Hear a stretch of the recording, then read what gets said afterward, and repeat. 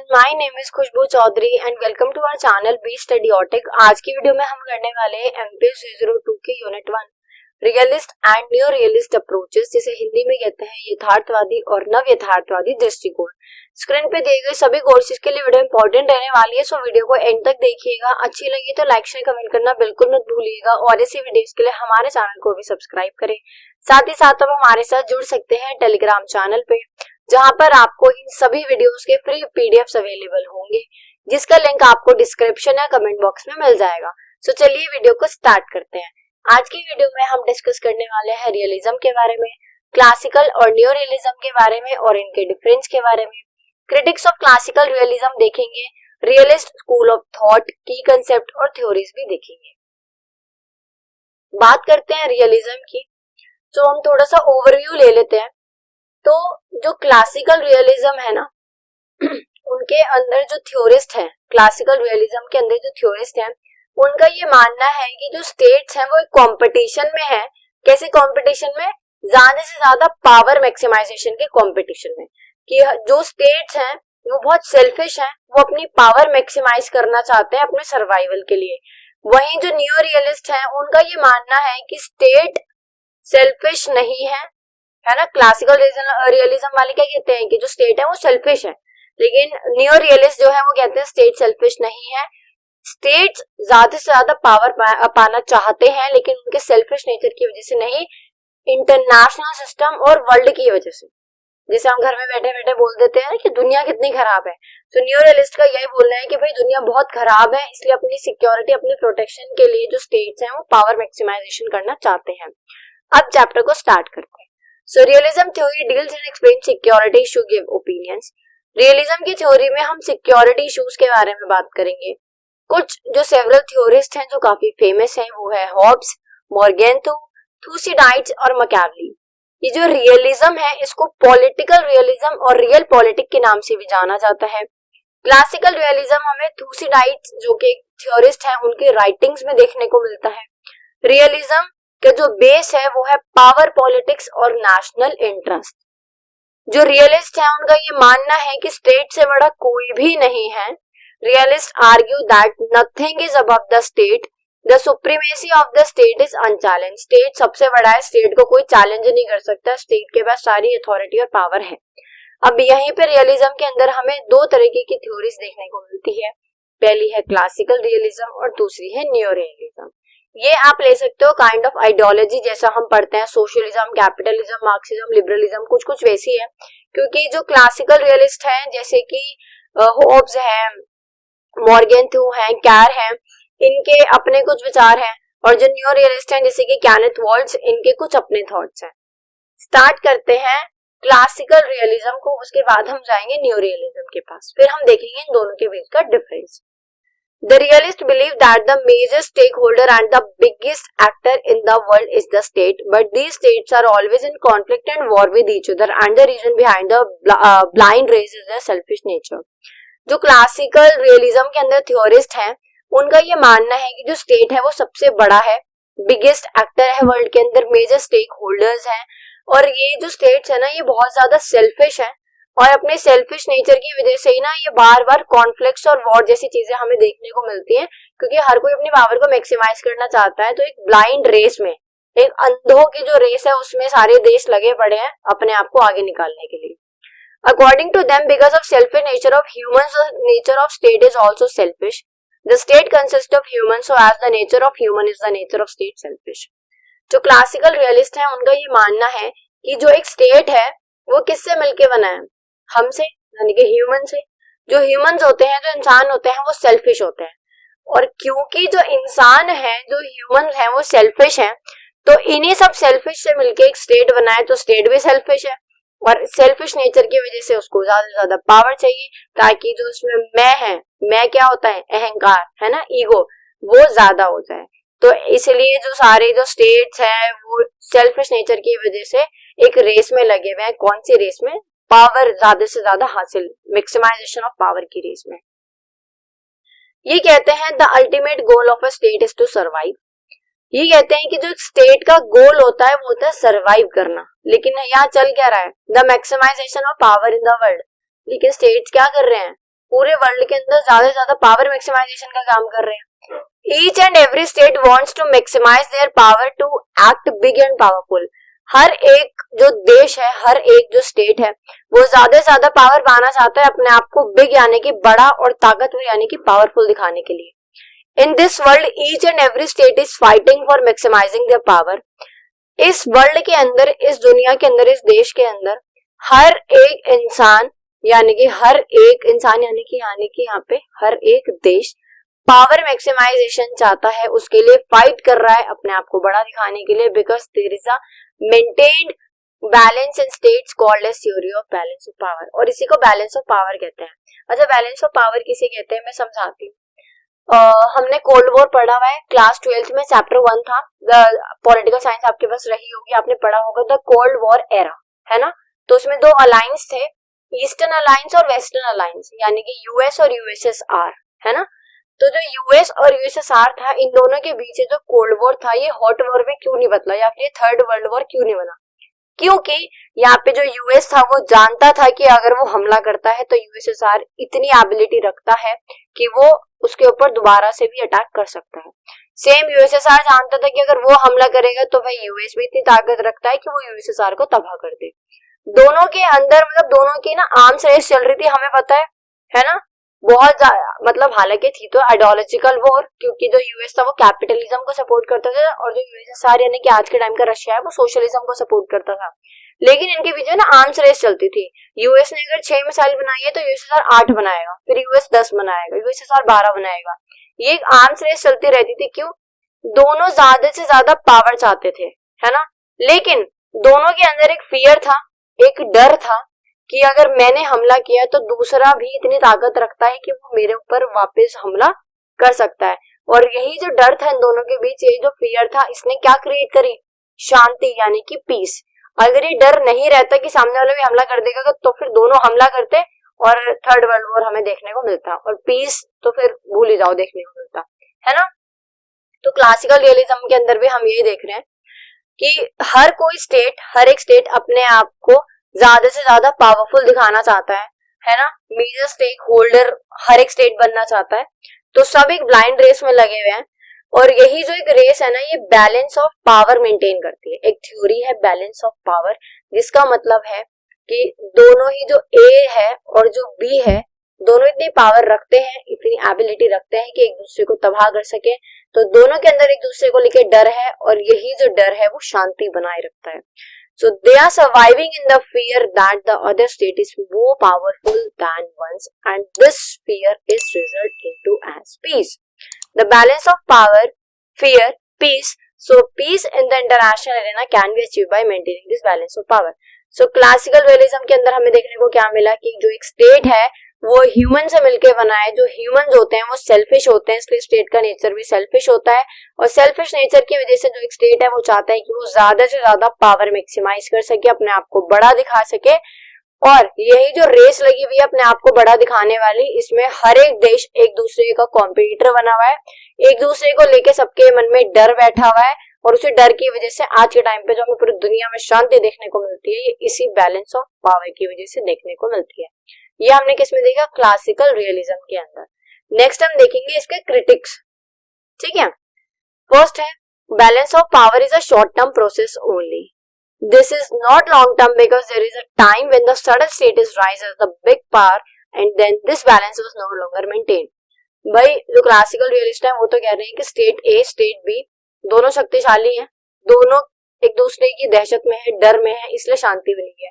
लेकिन जो इसके क्रिटिक्स हैं वो ये कहते हैं कि क्या गारंटी है कि वो दोनों शांत रहेंगे या दोनों एक दूसरे के डर में रहेंगे। हो सकता है जो स्टेट बी है उसको किसी दिन गुस्सा हो जाए, है ना, और वो जो न्यूक्लियर वेपन जितने भी है, जितने भी मिसाइल है, सबको स्टेट ए के ऊपर छोड़ दे, फिर ना तो कोई डर है और ना ही कोई शांति है। तो ये जो बैलेंस ऑफ पावर है ये एक मिथ है, बहुत ही शॉर्ट टर्म प्रोसेस है, ज्यादा टाइम तक नहीं चल सकता। नेक्स्ट देखते हैं, there is no maximising limit of power defined properly. अब भाई आपने ये तो कह दिया कि एक बैलेंस ऑफ पावर बना हुआ है, लेकिन उसकी लिमिट नहीं है ना। क्या एक ऐसी लिमिट निर्धारित करी गई है कि इस लिमिट के अंदर रहोगे तो शांति बनी रहेगी, वरना जो शांति है वो अशांति में बदल जाएगी, या फिर कॉन्फ्लिक्ट या फिर वॉर हमें देखने को मिलेगी।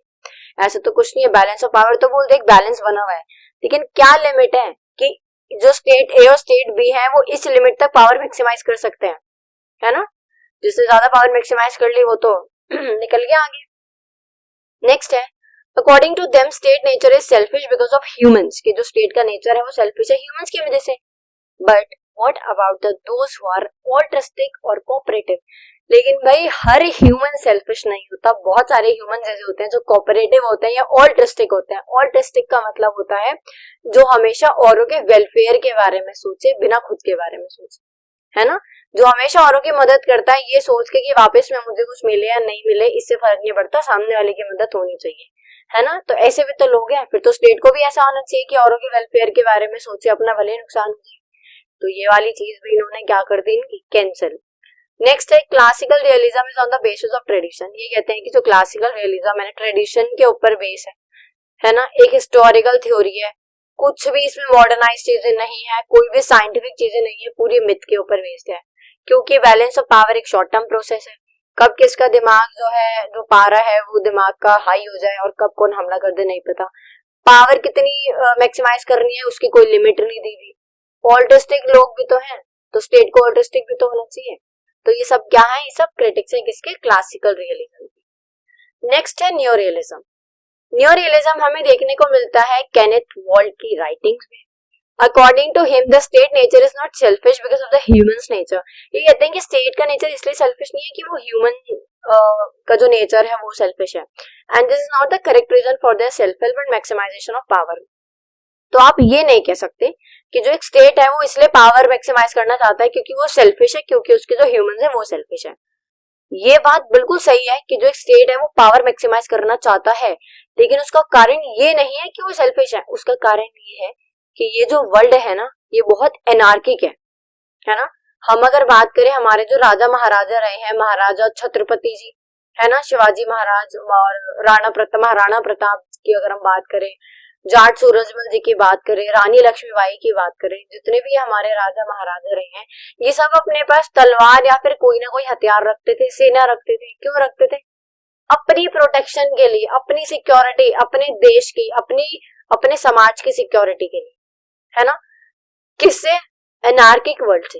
तो न्यू रियलिज्म के अंदर हमें यही देखने को मिलता है कि जो एक स्टेट है वो इसलिए पावर नहीं मैक्सिमाइज करना चाहता क्योंकि वो सेल्फिश है, नहीं, क्योंकि ये जो वर्ल्ड है वो अनार्किक है, अराजक है। तो खुद की सिक्योरिटी के लिए जो स्टेट है उनको पावर मैक्सिमाइज करनी पड़ती है। In this anarchic world the state has to maximise the power for the survival. अपने सर्वाइवल के लिए क्या करना पड़ता है? पावर मैक्सिमाइज करनी पड़ती है। ये कौन कहता है? न्यू रियलिस्ट के जो थ्योरिस्ट है वो कहते हैं। अब हम थोड़ा सा डिफरेंस देख लेते हैं क्लासिकल और न्यू रियलिज्म के बीच में, और ये आपके एग्जाम में आ सकता है, डेफिनेटली आ सकता है। और अभी तक हमने जो पढ़ा है उसी में से ये जो डिफरेंस है ये आपका बनाया गया है, तो ये आपको बहुत इजी लगेगा। बाकी आप कमेंट कर सकते हैं कि किसकी जो सोच है, किसके जो थॉट्स हैं वो सही है। क्या जो क्लासिकल रियलिस्ट कहते हैं कि सेल्फिश नेचर है स्टेट का इसलिए वो पावर मैक्सिमाइज करना चाहता है, ये सही है? या फिर न्यू रियलिस्ट जो कहते हैं कि इंटरनेशनल सिस्टम ही ऐसा है कि भाई हमें ये जो रेस है इसमें कूदना ही पड़ता है, ये वाला थॉट सही है? जल्दी से डिफरेंस देख लेते हैं। क्लासिकल रियलिज्म के अंदर देखते हैं states nature is selfish like humans, वही कि स्टेट का नेचर सेल्फिश है क्योंकि ह्यूमंस का सेल्फिश है।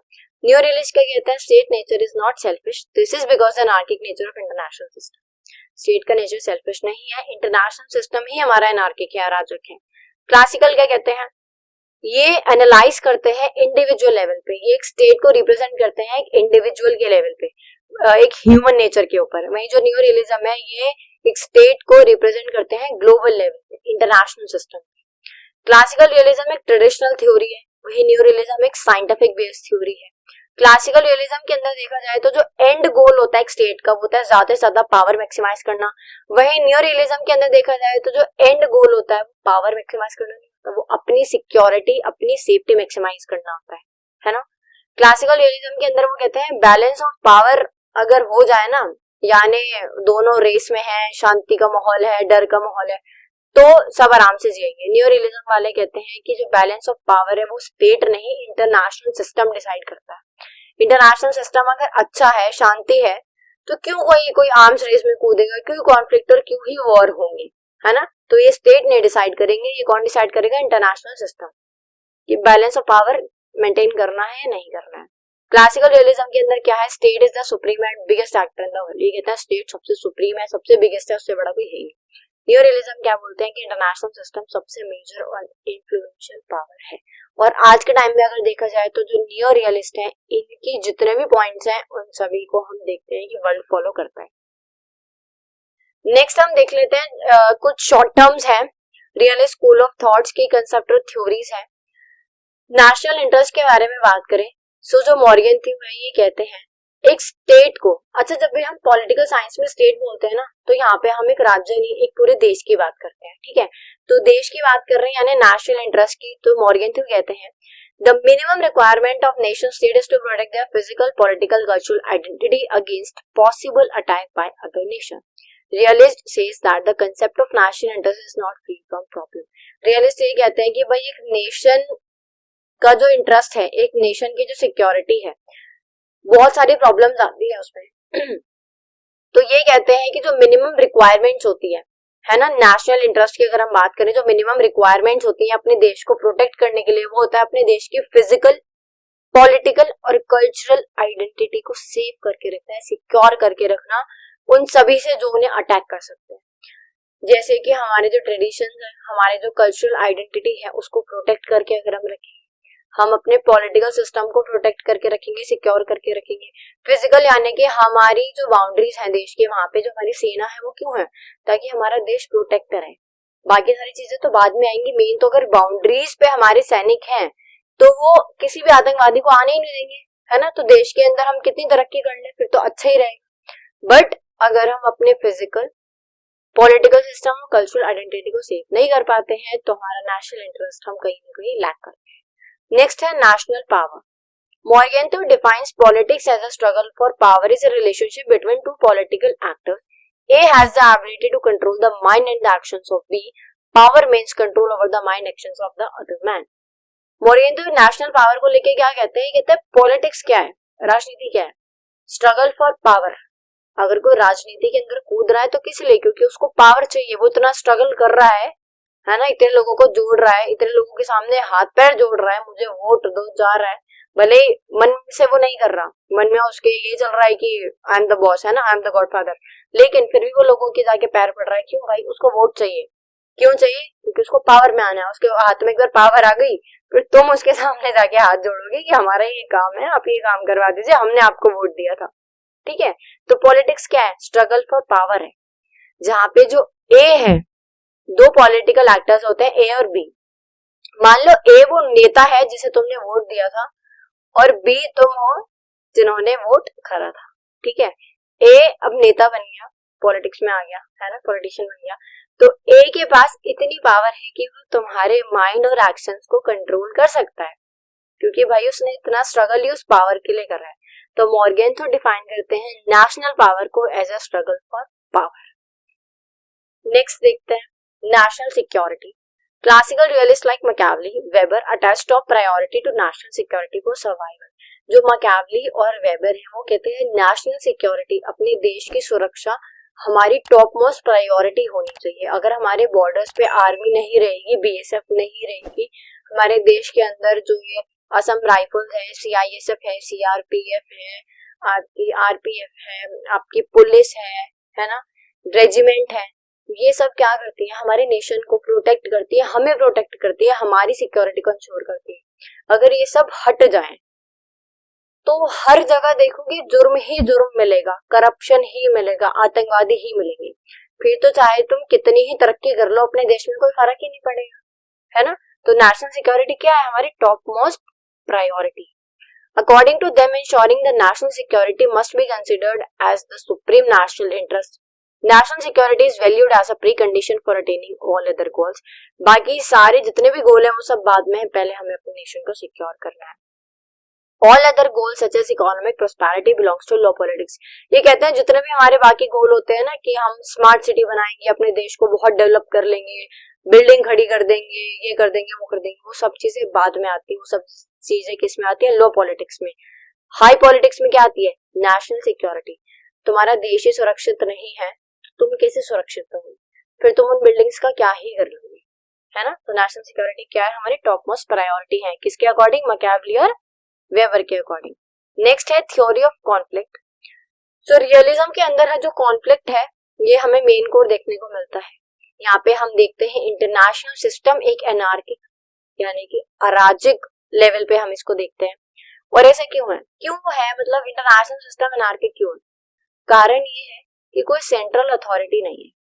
आप अगर देखो कि एक एग्जांपल ले लेते हैं, आपके फैमिली में आप अगर स्टूडेंट हैं तो आपके चाचा या जो आपके बड़े हैं, जैसे कि आप बड़े पापा या ताऊ आप बोल सकते हो, आपके फादर हैं, आपके बुआ हैं, मान लो आप 3-4 जने हो।